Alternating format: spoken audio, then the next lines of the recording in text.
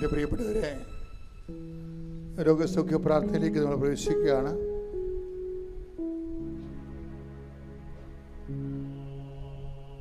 കർത്താവിനെ നിങ്ങൾ സൂക്ഷിച്ചു നോക്കുക.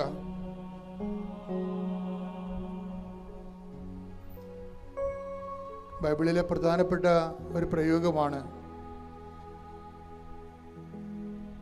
സൂക്ഷിച്ചു നോക്കി എന്നുള്ളത്. Take the word of God. കർത്താവേ, നിന്നെ ഞങ്ങൾ സൂക്ഷിച്ചു നോക്കാൻ, നീ ഞങ്ങളെ സൂക്ഷിച്ചു നോക്കാൻ, ശ്രദ്ധയോടെ നോക്കാൻ, സ്നേഹത്തോടെ നോക്കാൻ, ഞങ്ങൾ കണ്ടത്, കൈകൊണ്ട് സ്പർശിച്ചത് സാക്ഷ്യം വഹിക്കാനാണ് നമ്മൾ സൂക്ഷിച്ചു നോക്കുന്നത്. അല്ലെങ്കിൽ വെറുതെ നോക്കിയാൽ മതിയായിരിക്കും.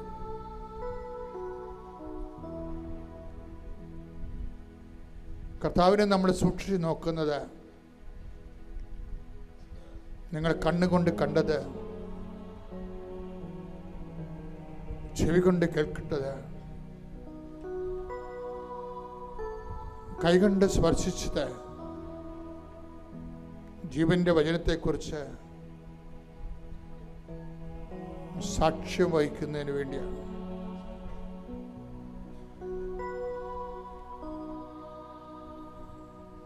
ഓരോ നിമിഷവും നമ്മൾ ഉടമ്പടി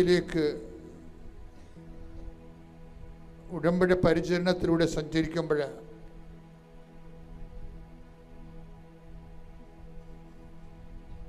കർത്താവിനെ കണ്ണുകൊണ്ട് കാണാൻ, ചെവി കൊണ്ട് കേൾക്കാൻ, കൈകൊണ്ട് സ്പർശിക്കാൻ അദമ്യമായ ആഗ്രഹത്തോടു കൂടിയാണ്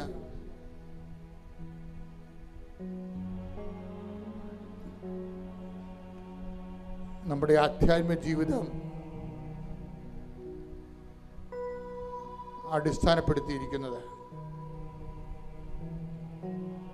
അതെല്ലാം സാക്ഷ്യത്തിലേക്ക് നമ്മളെ നയിക്കുന്നതാണ്. നീ ക്രിസ്ത്യാനിയാണോ, ഹിന്ദുവാണോ, മുസ്ലിമാണോ, മറ്റു വിജാതിയാണോ, മറ്റ് ജാതിയിലുള്ളവരാണെന്നോ കർത്താവിന് പ്രശ്നമല്ല. കർത്താവ് നോക്കുന്ന ഒറ്റ കാര്യമേ ഉള്ളൂ, നീ സാക്ഷിയാണോ? യേശുക്രിസ്തുവിൻ്റെ സ്നേഹത്തിൻ്റെ, ദൈവ മനുഷ്യരാശിയോട് കാണിച്ച സ്നേഹത്തിൻ്റെ സാക്ഷിയാണോ നീ? പ്രാർത്ഥിക്കുക. കർത്താവേ, ഞങ്ങളെ അങ്ങയുടെ സാക്ഷിയായി ഉയർത്തണമേ, വളർത്തണമേ. ഓ ദിവ്യകാരുണ്യമേ, ആരാധനയുടെ നിമിഷങ്ങളിലെ ഞങ്ങളിൽ അഭിഷേകമായിക്കൊണ്ട് ദൈവസ്നേഹത്തിന്റെ സാക്ഷികളായി, ഉത്തരവാദിത്വമുള്ള സുവിശേഷ പ്രവർത്തകരായി, ഉടമ്പടിയുടെ പ്രയോക്താക്കളായി, മറിയത്തിന്റെ കൂട്ടുവേലക്കാരായി ജീവിക്കുവാൻ ഞങ്ങളെ അഭിഷേകം ചെയ്യണം. ശ്രുതിക്കട്ടെ.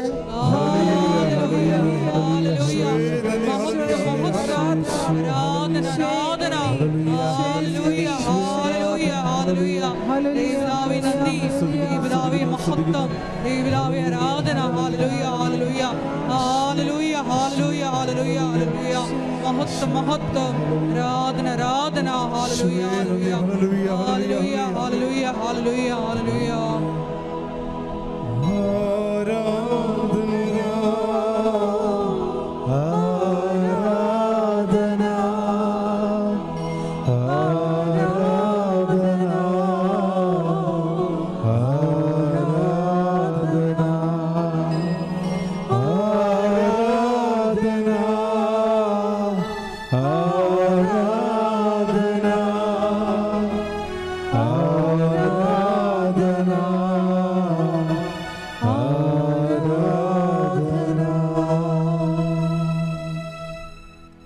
മർക്കോസ് 8:25. വീണ്ടും യേശു അവന്റെ കണ്ണുകളിൽ കൈകൾ വെച്ചു. അവൻ സൂക്ഷിച്ചു നോക്കി. കാഴ്ച തിരിച്ചു കിട്ടുകയും ചെയ്തു. ഇപ്പം കർത്താവിനെ കാണുന്നതും സൂക്ഷിച്ചു നോക്കുന്നതിൻ്റെ അടിസ്ഥാനത്തിലാണ്. വെറുതെ നോക്കിയാൽ കർത്താവിനെ കാണുന്ന നിർബന്ധമില്ല. നമ്മളിത് സീരിയസ് ആണെന്ന് നോക്കണം. ഒരു സീരിയസ് ലുക്ക്. ഉടമ്പടി നമുക്ക് വെറുതെ ഒരു ഉടമ്പടി എടുക്കാം, പക്ഷെ സൂക്ഷിച്ച് നിങ്ങൾക്ക് ഉടമ്പടി എടുക്കാൻ പറ്റും. അപ്പോൾ ദൈവത്തിന് തോന്നണം നിങ്ങൾ സൂക്ഷിച്ചാണ് ഉടമ്പടി എടുക്കണമെന്ന്. സൂക്ഷിച്ച് ഉടമ്പടി എടുക്കുമ്പോൾ ഉടമ്പടിയുടെ എല്ലാ കാര്യങ്ങളിലും ദൈവസ്നേഹത്തിൽ നിങ്ങൾ വളരുന്നുണ്ടോ നിങ്ങൾ സൂക്ഷിക്കുക. പ്രാർത്ഥിക്കുക. കർത്താവേ, മാതാവിന്റെ പ്രത്യക്ഷീകരണത്തിന്റെ ഈ ആരാധനയിൽ ഞങ്ങളുടെ ജീവിതത്തില് അങ്ങയെ സൂക്ഷിച്ചു നോക്കി കാഴ്ച പ്രാപിച്ചത് മറ്റുള്ളവർക്ക് കണ്ണുകൊണ്ട് കണ്ടത് ചെവി കൊണ്ട് കേട്ടത് ജീവന്റെ വചനത്തെക്കുറിച്ച്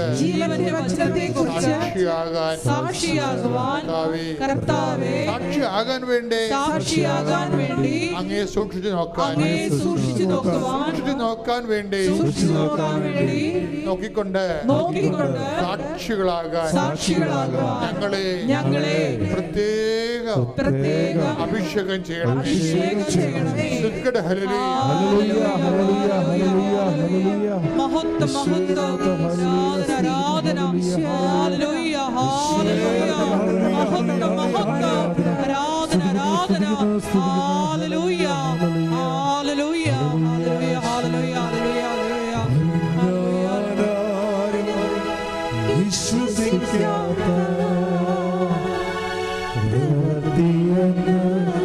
ദൈവം ചെയ്യാൻ പോകുന്നു.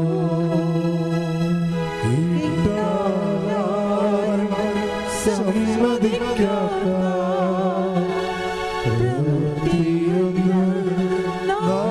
ചെയ്യാൻ പോകുന്നു. പരിശുദ്ധ പരമദിവ്യകാരുണ്യത്തിന് പരിശുദ്ധ പരമദിവ്യകാരുണ്യത്തിന് അച്ഛനോട് ചേർന്ന് പ്രാർത്ഥിക്കുക. കർത്താവായ ദൈവമേ, ഞങ്ങളുടെ ഉടമ്പടിയില് ഞങ്ങൾ സമർപ്പിച്ചിരിക്കുന്ന മുഴുവൻ വിഷയങ്ങളുടെ അമ്മേ, പരിശുദ്ധ അമ്മേ, ദൈവമാതാവേ, ഞങ്ങളിൽ ദൈവസ്നേഹം നിറഞ്ഞ് നിന്റെ ഇടപെടലുകള് സുവിശേഷ സാക്ഷ്യമായി ലോകത്തിന് കൈമാറാൻ ആവശ്യമായ കൃപയാൽ ഞങ്ങളെ നയിക്കണമേ.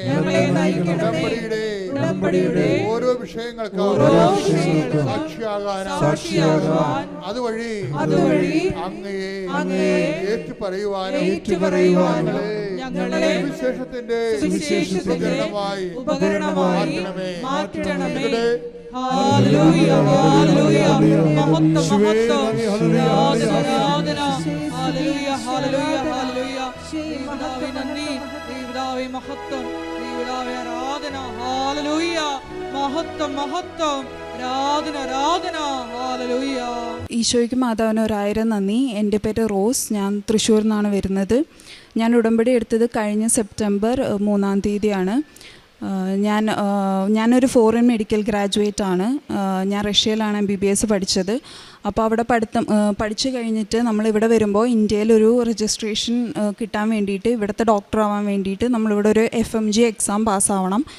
അത് അത്യാവശ്യം കുറച്ച് ടഫായിട്ടുള്ള എക്സാമാണ്. അപ്പോൾ 150 പാസ് മാർക്ക് വേണം. അപ്പോൾ എല്ലാ കൊല്ലവും ഇത് ഒരു ജനുവരി ജൂലൈ മാസത്തിലൊക്കെയാണ് നടക്കാറ്. അപ്പോൾ ഞാൻ കഴിഞ്ഞ ജൂണിലാണ് ഞാൻ ഗ്രാജുവേറ്റ് ആവുന്നത്. അത് കഴിഞ്ഞിട്ട് പിന്നെ എനിക്ക് അടുത്ത എക്സാം വരുന്നത് ജനുവരി 2025 അടുത്ത എക്സാം വരുന്നത്. അപ്പോൾ ജൂണിൽ പാസ്സായി. ഞാൻ അത് കഴിഞ്ഞിട്ടൊരു പ്ലാറ്റ്ഫോം എടുത്ത് പഠിക്കാൻ തുടങ്ങി. അത് കഴിഞ്ഞിട്ടാണ് സെപ്റ്റംബറിലാണ് ഞാൻ 3-ാം തീയതി ഇവിടെ വന്നിട്ട് ആദ്യമായിട്ട് ഉടമ്പടി എടുക്കുന്നത്. ഉടമ്പടി എടുത്തു. പക്ഷേ ഉടമ്പടി എടുത്തു കഴിഞ്ഞിട്ടും അതിന് മുമ്പുണ്ടായിരുന്ന പഠിത്തം അങ്ങനെ ഉണ്ടായിരുന്നു. പക്ഷേ ജീവിതത്തിൽ അങ്ങനെ ഉടമ്പടി എടുത്ത് കഴിഞ്ഞതിനും അതിന് മുമ്പ് ഉണ്ടായിരുന്ന ജീവിതത്തിലും പ്രത്യേകിച്ചൊരു മാറ്റം ഉണ്ടായിരുന്നില്ല. കാരണം ഉടമ്പടി ആദ്യത്തെ കുറച്ച് ദിവസമൊക്കെ ഞാൻ കറക്റ്റായിട്ട് പ്രാർത്ഥനയും ധ്യാനവും ബൈബിൾ വായനയും എല്ലാം ആയിട്ട് കൊണ്ടുപോയിരുന്നു. പക്ഷെ അത് കഴിഞ്ഞ് പതുക്കെ ലാഗായിട്ട് ഇങ്ങനെ വന്നുകൊണ്ടിരുന്നു. പിന്നെ പതുക്കെ പഠിത്തത്തിലാണ് കുറച്ചും കൂടെ ശ്രദ്ധ ഉണ്ടായിരുന്നത്. പ്രാർത്ഥനയിൽ കുറച്ച് ഇമ്പോർട്ടൻസ് കുറഞ്ഞു പോയിരുന്നു. അത് കഴിഞ്ഞ് എൻ്റെ എക്സാം വരുന്നത് ജനുവരി 12-നാണ് എൻ്റെ എക്സാം നടത്തിയിരുന്നത്. അപ്പോൾ ഇതെല്ലാം അങ്ങ് പ്രേക്ഷിത പ്രവർത്തനം ഇതൊന്നും ചെയ്യുന്നുണ്ടായിരുന്നില്ല. പതുക്കെ പിന്നെ പത്രം കൊടുക്കുന്നതിലൊക്കെ എനിക്ക് ഭയങ്കര ബുദ്ധിമുട്ടും ചമ്മലൊക്കെ ആയിരുന്നു. എങ്ങനെ എത്രയും ഇങ്ങനെ ആൾക്കാരുടെ അടുത്ത് പോയി കൊടുക്കുന്നത് എന്നൊക്കെ ആലോചിച്ചിട്ട് പിന്നെ എക്സാമിന് ഞാൻ പോയി കഴിഞ്ഞപ്പോൾ എക്സാം എനിക്ക് തൃശ്ശൂർ തന്നെയാണ് സെൻറ്റർ കിട്ടിയിരുന്നത്. അപ്പോൾ അവിടെ പോയപ്പോൾ എനിക്ക് അതുവരെ പഠിച്ചതിൽ എൻ്റെ മെയിൻ ഇതെന്ന് വെച്ച് കഴിഞ്ഞാൽ എൻ്റെ ഒരു ഫ്രണ്ട്സിൻ്റെ അടുത്ത് എല്ലാവരുടെ അടുത്തും പറയുന്നതെന്ന് വെച്ചാൽ ദൈവമല്ലേ, അപ്പോൾ നമ്മുടെ കൂടെ എപ്പോഴും ഉണ്ടാവും, ഇതുവരെ കൊണ്ടെത്തിച്ചില്ലേ ഇനി മുന്നോട്ടും ദൈവം തന്നെ നമ്മളെ കൊണ്ടുപോകും എന്നുള്ള ഒരു തോട്ടാണ് ഞാൻ എപ്പോഴും എൻ്റെ ഫ്രണ്ട്സിൻ്റെ അടുത്തും എന്ത് എക്സാം ആണെങ്കിലും എനിക്ക് പറയാം. കാരണം എന്താണെന്ന് വെച്ചാൽ എൻ്റെ ജീവിതത്തിൽ ഇതുവരെ മെയിൻ എക്സാമുകളിലും അങ്ങനെ ഒന്നിലും ഞാനങ്ങനെ ഒരു ഫെയിൽ എന്നുള്ളൊരു ഇത് എനിക്ക് വന്നിട്ടില്ല. എല്ലാ എക്സാമിലും ഇപ്പോഴെനിക്ക് മനസ്സിലാവുന്ന ദൈവം സഹായിച്ച് തന്നെയാണ് ഞാനത് പാസ്സായി പോയിക്കൊണ്ടിരുന്നത്. ഇതുവരെ അങ്ങനെ എനിക്കൊരു ഫെയിലിയർ എന്ന് പറഞ്ഞിട്ടുള്ള ഒരു ഇത് വന്നിട്ടുണ്ടായിരുന്നില്ല. അപ്പം എക്സാമിൻ്റെ സമയത്തും ആ ഒരു കോൺഫിഡൻസ് മനസ്സിലുണ്ടായിരുന്നു. പിന്നെ ഉടമ്പടി തൈലവും ഉപ്പും എല്ലാം സീറ്റമ്മയും അവിടെ എക്സാം എഴുതുന്ന സമയത്ത് പോയിട്ട് സീറ്റമ്മയും മൗസ് കമ്പ്യൂട്ടർ MCQ എക്സാമാണ്. അപ്പോൾ അവിടെയൊക്കെ ഞാനൊന്ന് വിതറി പ്രാർത്ഥിച്ചിട്ടാണ് ഇരുന്നത്. അത് കഴിഞ്ഞിട്ട് എക്സാം സ്റ്റാർട്ട് ചെയ്തു. ഫസ്റ്റ് സെക്ഷൻ കഴിഞ്ഞപ്പോൾ കുറേ ക്വസ്റ്റ്യൻസ് കറക്റ്റ് എനിക്ക് കിട്ടിയിട്ടുണ്ടായിരുന്നു, കുറേ ക്വസ്റ്റ്യൻസ് ടഫായിരുന്നു. 19 സബ്ജക്റ്റുകൾ ഒരുമിച്ച് എഴുതുന്ന ഒറ്റ ദിവസം എഴുതുന്ന ഒരു എക്സാമാണ്. അപ്പോൾ അങ്ങനെ അത് കഴിഞ്ഞു. അത് കുറച്ചൊക്കെ ടഫായിരുന്നു. അപ്പോൾ ഫസ്റ്റ് സെക്ഷൻ കുറച്ച് ടഫായതുകൊണ്ട് തന്നെ കുറച്ച് ഹോപ്പ് കുറഞ്ഞായിരുന്നു. അത് കഴിഞ്ഞ് സെക്കൻഡ് സെക്ഷൻ ഉച്ച തിരിഞ്ഞിട്ടുള്ള എക്സാമിനകത്ത് ബാക്കിയുള്ള സെക്ഷൻ 300-ലാണ് എക്സാം. അപ്പോൾ ബാക്കി 150 ക്വസ്റ്റ്യൻസ് അടുത്ത സെക്ഷനിൽ ചെയ്യുമ്പോൾ കുറച്ചുകൂടെ കമ്പാരിറ്റീവ്ലി എനിക്ക് ഈസി ആയിരുന്നു MCQ ക്വസ്റ്റ്യൻസ് ഒക്കെ വന്നപ്പോൾ. അപ്പോൾ എനിക്ക് കുറച്ചും കൂടെ ഒരു ഹോപ്പ് വന്നു, കുറച്ചും കൂടെ കോൺഫിഡൻസ് ഉണ്ടായി. എക്സാം കഴിഞ്ഞു, വീട്ടിൽ വന്നെല്ലാം കഴിഞ്ഞപ്പോഴേക്കും ഞാൻ ജയിക്കും, ഇതുവരെ അങ്ങനെ തോറ്റിട്ടൊന്നുമില്ലല്ലോ, അപ്പോൾ പിന്നെ എന്തായാലും മിക്കവാറും ജയിക്കും എന്നുള്ളൊരു വിശ്വാസത്തിൽ തന്നെ ഞാൻ മുന്നോട്ട് പോയിക്കൊണ്ടിരുന്നു. അത് കഴിഞ്ഞിട്ട് ഞാൻ ഹോൾ ടിക്കറ്റ് ഇവിടെ കൃപാസനത്തിൽ കൊണ്ടുവന്ന് അച്ഛനെ കൊണ്ട് തലയിൽ തൊട്ടൊക്കെ പ്രാർത്ഥിപ്പിച്ചു. എക്സാം കഴിഞ്ഞിട്ട് ഹോൾ ടിക്കറ്റ് കൊണ്ട് അച്ഛനെ കൊണ്ട് പ്രാർത്ഥിപ്പിച്ചു. അപ്പോൾ എല്ലാം കഴിഞ്ഞപ്പോൾ എന്തായാലും ഇവിടെ ഉടമ്പടി എടുത്തിട്ടുണ്ടല്ലോ എന്ന്. പക്ഷേ എൻ്റെ മനസ്സിൽ ഉടമ്പടിയിലേക്ക് അത്ര ഇമ്പോർട്ടൻസ് ഞാൻ കൊടുത്തിട്ടുണ്ടായിരുന്നില്ല. പക്ഷേ ഉടമ്പടി എടുത്തല്ലോ എന്നൊക്കെ ഉള്ള ഒരു ഇതിൽ ഞാൻ മുന്നോട്ട് ഇങ്ങനെ പൊയ്ക്കൊണ്ടിരുന്നു. പിന്നെ കഴിഞ്ഞ എക്സാമിനെ വെച്ച് നോക്കുമ്പോൾ ഒന്നും ഇത്ര പെട്ടെന്ന് റിസൾട്ട് വന്നിട്ടുണ്ടാവില്ല. 7 ദിവസത്തിനകത്ത് തന്നെ റിസൾട്ട് വന്നു. റിസൾട്ട് വന്നത് ഞാൻ ഒരു പള്ളിയുടെ ഫ്രണ്ടിൽ ഇങ്ങനെ നിൽക്കുമ്പോഴാണ് റിസൾട്ട് വന്നു എന്നുള്ള കാര്യം അറിയണത്. അപ്പോൾ നോക്കുമ്പോൾ പള്ളി അടച്ചിരുന്നു. അപ്പോൾ ഫ്രണ്ടിലെ ഗ്രോട്ടോയിൽ മാതാവിൻ്റെ മുന്നിൽ വെച്ചിട്ടാണ് ഞങ്ങൾ റിസൾട്ട് ഓപ്പൺ ചെയ്ത് നോക്കുന്നത്. അപ്പോൾ നോക്കുമ്പോൾ ഭയങ്കര കോൺഫിഡൻസിൽ പോയിട്ടുണ്ടായിരുന്നതാണ്. അപ്പോൾ 150 കിട്ടണം പാസ്സാവാൻ 300-ൽ. അപ്പോൾ 146 ആണ് എനിക്ക് മാർക്ക് കിട്ടിയത്. അപ്പോൾ 4 മാർക്കിന് ഞാൻ ഫെയിലായി എൻ്റെ ഫസ്റ്റ് അറ്റംപ്റ്റ് FMG എക്സാം. അത് കഴിഞ്ഞപ്പം എനിക്കൊരു ഒരു അവസ്ഥയായിരുന്നു. പക്ഷെ അത് കഴിഞ്ഞിട്ട് ഈ ഫെയിലിയറിൻ്റെ റിയാലിറ്റി ആദ്യം ഞാൻ ഈ ഗ്രോട്ടോയിൽ മാധവന് മുന്നിൽ വെച്ച് പറഞ്ഞത്, എന്തുകൊണ്ട് എന്നെ തോൽപ്പിച്ചത്, ഇത്ര നാൾ ജയിപ്പിച്ച് വന്നില്ലേ, അങ്ങനെ ഒരു തോട്ടായിരുന്നു എനിക്കുണ്ടായിരുന്നത്. പിന്നെ അത് കഴിഞ്ഞിട്ട് ദിവസം പോകുന്തോറും കൂടെ ഉണ്ടായിരുന്ന കുറേ പിള്ളേരും ആ സമയത്ത് പാസ് പെർസെൻറ്റേജും കൂടുതലായിരുന്നു.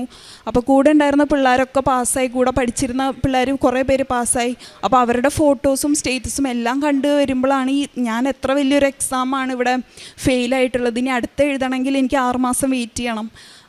അങ്ങനെ അപ്പം പോകുന്തോറും എല്ലാം ഭയങ്കര ലാഗായിക്കൊണ്ടിരിക്കുക. അപ്പം അത്രയും വലിയ എക്സാമിൻ്റെ ആ ഫെയിലിയറിൻ്റെ റിയാലിറ്റി എനിക്ക് മനസ്സിലാക്കി തുടങ്ങിയത് പിന്നെ കുറച്ചുള്ള ദിവസങ്ങളിലാണ്. പിന്നെ ഞാൻ അടുത്ത എക്സാമിന് വേണ്ടിയിട്ട് പ്രിപ്പയർ ചെയ്യാൻ വേണ്ടി തുടങ്ങി. അപ്പോൾ ഈ അടുത്ത എക്സാം വരുന്നത് ജൂലൈ ഒരു 26th ആയിട്ടായിരുന്നു. അത് കുറച്ച് കഴിഞ്ഞിട്ട് ഡേറ്റ് മനസ്സിലാവുക, പക്ഷേ ജൂലൈയിലാണ് എക്സാം. അപ്പോൾ അത് കഴിഞ്ഞിട്ട് ഞാൻ സെൽഫായിട്ട് പുതിയ പ്ലാറ്റ്ഫോം ഒന്നും എടുക്കാണ്ട് സെൽഫായിട്ട് പഠിക്കാൻ തുടങ്ങി. പക്ഷെ അതിൻ്റെ കൂട്ടത്തിൽ കഴിഞ്ഞ വട്ടത്തിനെ വെച്ച് അപേക്ഷിച്ച് നോക്കുമ്പോൾ ഉടമ്പടിയിൽ എനിക്ക് കുറച്ചും കൂടി ഇമ്പോർട്ടൻസ് ഞാൻ കൊടുത്തു. കറക്റ്റ് ടൈമിന് രാവിലെ യൂട്യൂബിൽ അച്ഛൻ്റെ പ്രാർത്ഥനയും വൈകിട്ടും പ്രാർത്ഥനയിൽ പങ്കെടുത്തു. പിന്നെ ബൈബിൾ വായിച്ചു, എന്നും കുടുംബ പ്രാർത്ഥന ഉണ്ടായിരുന്നു. എല്ലാ ദിവസവും കുർബാനയിൽ പങ്കെടുത്ത് കുർബാന, ആരാധന, നൊവേന എല്ലാത്തിലും പങ്കെടുത്തു. പിന്നെ പ്രേക്ഷിത പ്രവർത്തനങ്ങൾ ചെയ്തു. ഈ തവണ പത്രം കൊടുക്കാൻ എനിക്ക് ഭയങ്കര കോൺഫിഡൻസ് ഉള്ള പോലെയായിരുന്നു. എനിക്ക് ചമ്മലൊക്കെ മാറിപ്പോയി. അങ്ങനെ എല്ലാം കറക്റ്റായിട്ട് ഉടമ്പടിയിൽ നിന്നുകൊണ്ട് കൂടുതൽ പഠിത്തത്തിൻ്റെ കൂടെ തന്നെ എനിക്ക് പ്രാർത്ഥനയിൽ കുറച്ചുകൂടെ കഴിഞ്ഞ വട്ടത്തിനെക്കാട്ടും ഇമ്പോർട്ടൻസ് കൊടുക്കാൻ വേണ്ടിയിട്ട് നിന്നു. അത് കഴിഞ്ഞിട്ടാണ് എനിക്ക് പിന്നെ ഇവിടെ നമ്മുടെ എക്സാം വരുന്നത് ജൂലൈയിലാണ്. അപ്പോൾ എക്സാം എനിക്ക് എറണാകുളത്താണ് പിന്നെ സെൻറ്റർ കിട്ടിയത്. അപ്പോൾ എക്സാമിന് പോകുന്ന സമയത്ത് ഇങ്ങനെ അവിടെ നിന്നപ്പോഴും പ്രാർത്ഥനയിലും ഒക്കെ കറക്റ്റായിട്ട് ചെയ്തു. എന്നിട്ട് എക്സാമിന് പോയി കഴിഞ്ഞപ്പോൾ അവിടുത്തെ ആദ്യത്തെ സെക്ഷനിൽ കയറി കഴിഞ്ഞപ്പോഴാണ് ആദ്യത്തെ സെക്ഷൻ ഞാൻ ഇപ്പം മാതാവും കൂടെ ഉണ്ട്, പഠിച്ചിട്ടുമുണ്ട് കഴിഞ്ഞ വട്ടത്തിനെക്കാട്ടും എന്നുള്ള രീതിയിൽ എക്സാമിന് കയറി കഴിഞ്ഞപ്പോൾ ഫസ്റ്റ് സെക്ഷൻ കഴിഞ്ഞ തവണ എഴുതിയ എക്സാമിനെക്കാട്ടും ഭയങ്കര ബുദ്ധിമുട്ടായിരുന്നു. എന്താ ക്വസ്റ്റ്യൻസ് തന്നെ എനിക്ക് മനസ്സിലാവുന്നില്ല. ഞാൻ പഠിച്ച ക്വസ്റ്റ്യൻസ് വരാത്ത പോലെ തോന്നി. പഠിക്കാത്ത സബ്ജക്റ്റുകളിൽ നിന്നൊക്കെ കൂടുതൽ ക്വസ്റ്റ്യൻസ് വരുന്ന പോലെ തോന്നി. എനിക്കൊന്നും മനസ്സിലാവുന്നില്ല. എല്ലാ ഓപ്ഷനും എല്ലാം ഒരേപോലെ ഇരിക്കുക, 2 ഓപ്ഷനിലൊക്കെ ഡൗട്ട് വരിക, അങ്ങനെയൊക്കെയായിരുന്നു. ലാസ്റ്റ് അതിൻ്റെ കൂടെ സമയം കിട്ടുന്നുണ്ടായിരുന്നില്ല. മൊത്തത്തിൽ ആകെ ഒരു പെട്ട അവസ്ഥ പോലെയായിരുന്നു. ഫസ്റ്റ് സെക്ഷൻ കഴിഞ്ഞു. അത് കഴിഞ്ഞിട്ടും ഒരു ഇതുണ്ടായിരുന്നില്ല. പക്ഷേ എക്സാമിന് മുമ്പ് ഉള്ള എക്സാം തുടങ്ങുന്ന സമയത്തൊക്കെ എനിക്ക് പറ്റാവുന്ന രീതിയിൽ ഞാൻ വിശ്വാസപ്രമാണമൊക്കെ ചൊല്ലി.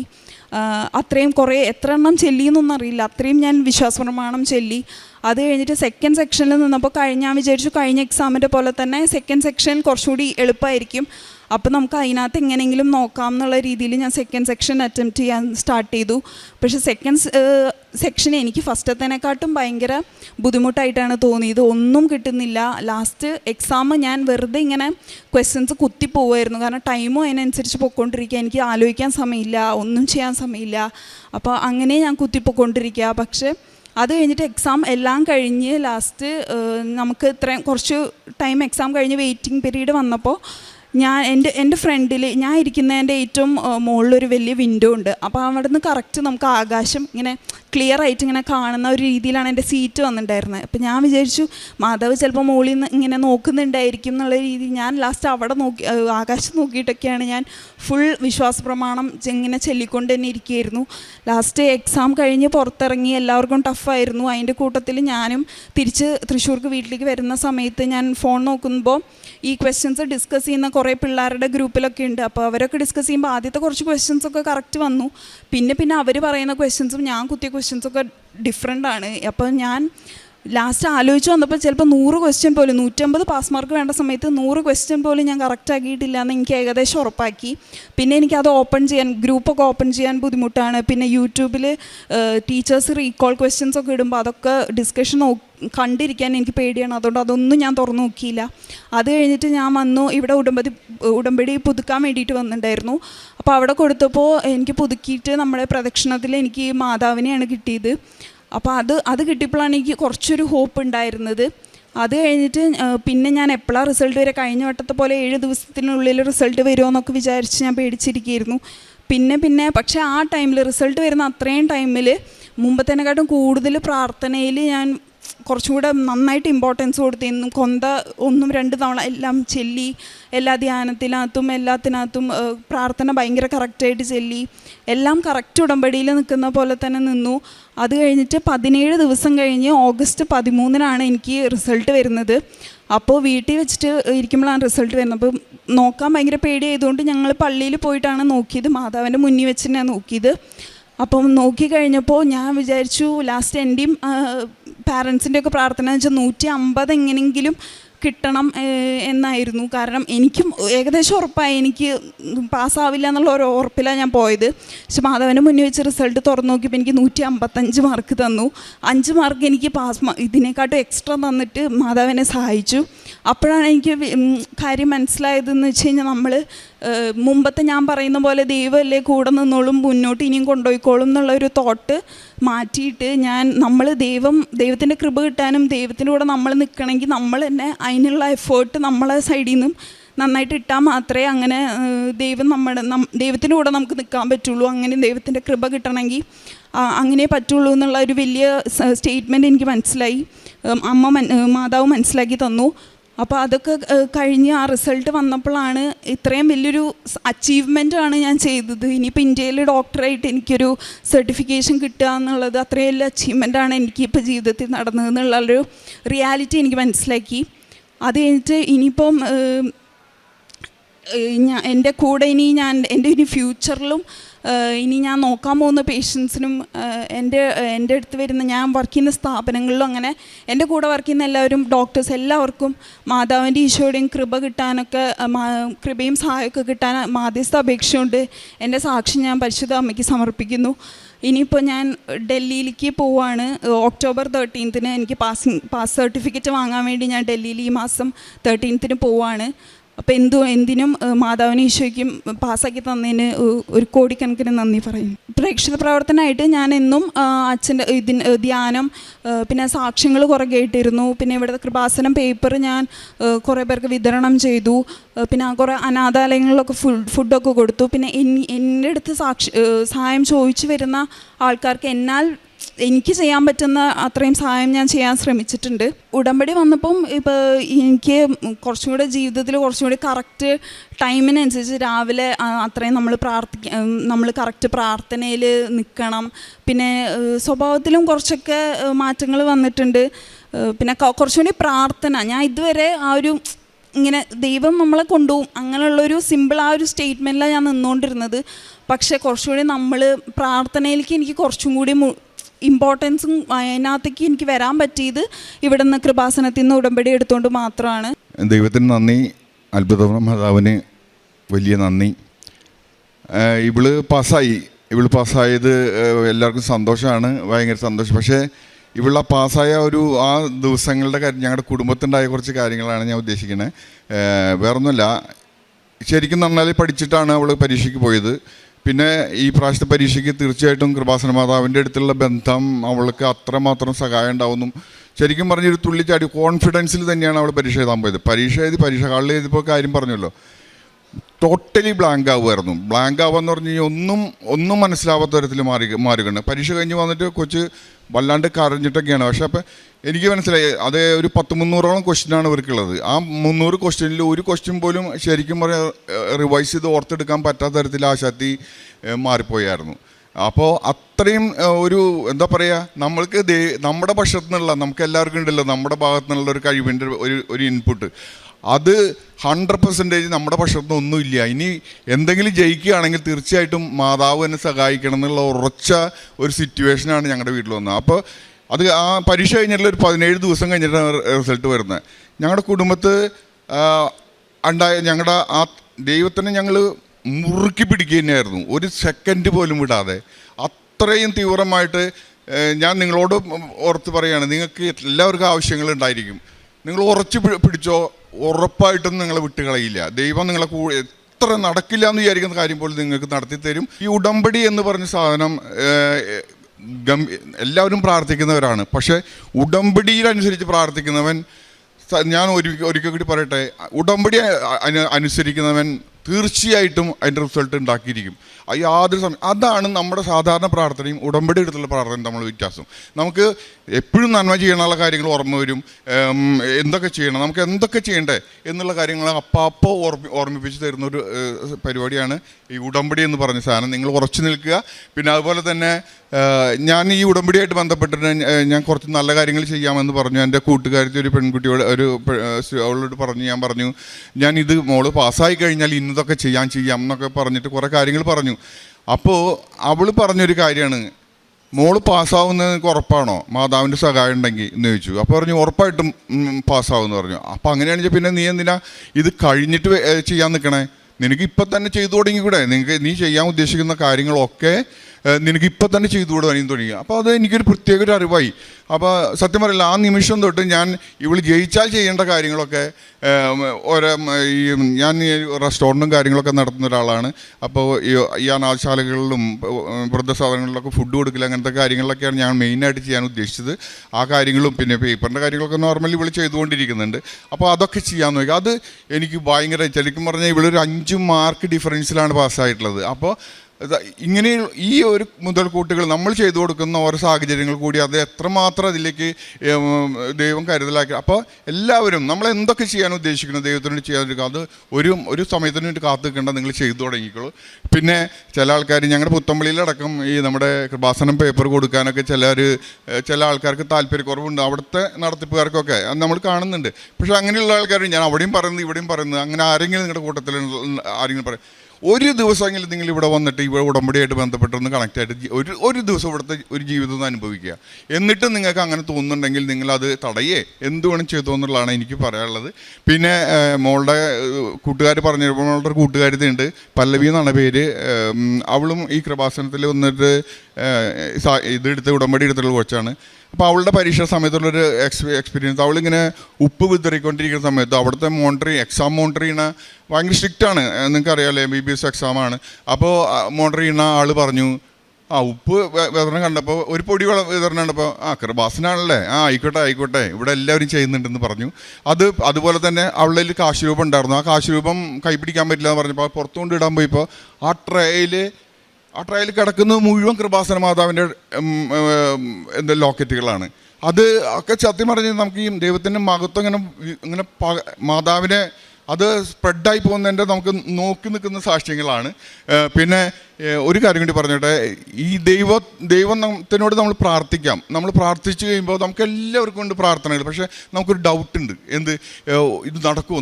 ഒരു ശതമാനമെങ്കിലും ഡൗട്ട് ചെയ്യാത്ത ഒരാളും നമ്മുടെ കൂട്ടത്തിൽ ഉണ്ടാവില്ല. പക്ഷേ ഇത് കിട്ടിക്കഴിയുമ്പോൾ, നമ്മൾ പാസ്സായി കഴിയുമ്പോൾ, അല്ലെങ്കിൽ നമ്മൾ ലക്ഷ്യം കെട്ടിക്കഴിയുമ്പോൾ ദൈവം നമ്മുടെ കൂടെ ഉണ്ട് എന്നുള്ളൊരു ബോധ്യത്തിൽ നമ്മുടെ ജീവിതം ഉണ്ടല്ലോ, അത് ഭയങ്കരമായിട്ടുള്ള ഒരു പക്ഷേ ഈ അച്ഛന്മാരൊക്കെ അനുഭവിക്കുന്നതായിരിക്കും. നമുക്ക് അത്രയും ദൈവമായിട്ടുള്ളൊരു സ്നേഹം, നമ്മളൊരു വെള്ളത്തിൽ പൊങ്ങിക്കിടക്കുന്ന ഒരു സാധനത്തിനെ പോലെ കാണുന്നവരുടെ അടുത്തും ഒക്കെ നമുക്കിത് പറയാനുള്ളൊരു അവസരം, ഇതൊക്കെ നമുക്ക് ഈ കൃപാസന മാതം തന്നിട്ടുള്ള അനുഗ്രഹമാണ്.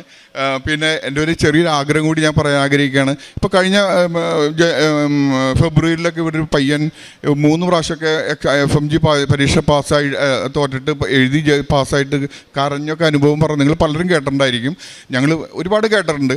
അപ്പോൾ ഇങ്ങനെ ഒരുപാട് ഈ മാതാവിൻ്റെ അനുഗ്രഹം കൊണ്ട് നേടിയിട്ടുള്ള ഒരുപാട് പേരുണ്ട് നമ്മുടെ കൂടെ.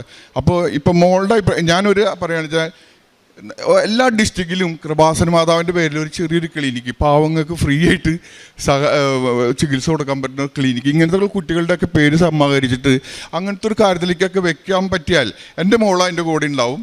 അതുപോലെ ഏത് തരത്തിലുള്ള അനുഗ്രഹം കിട്ടുന്നോ അവർക്ക് എന്താണ് ചെയ്യാൻ പറ്റുക, കൃപാസന മാതാവിൻ്റെ പേരിൽ അതൊക്കെ നടപ്പിൽ വരുത്തുക. ഇത് എൻ്റെ ഭാവിയിലത്തെ വലിയൊരു ആഗ്രഹമാണ്. എല്ലാവർക്കും ഞാൻ നീട്ടി പറയുന്നില്ല. നന്ദി. മുറുക്കെ പിടിച്ചോ, ദൈവം ഒരിക്കലും സഹായിക്കാതിരിക്കില്ല. അതാണ് ഞങ്ങളുടെ അനുഭവം, ഞങ്ങളുടെ കുടുംബത്തിൻ്റെ അനുഭവം. Thank you.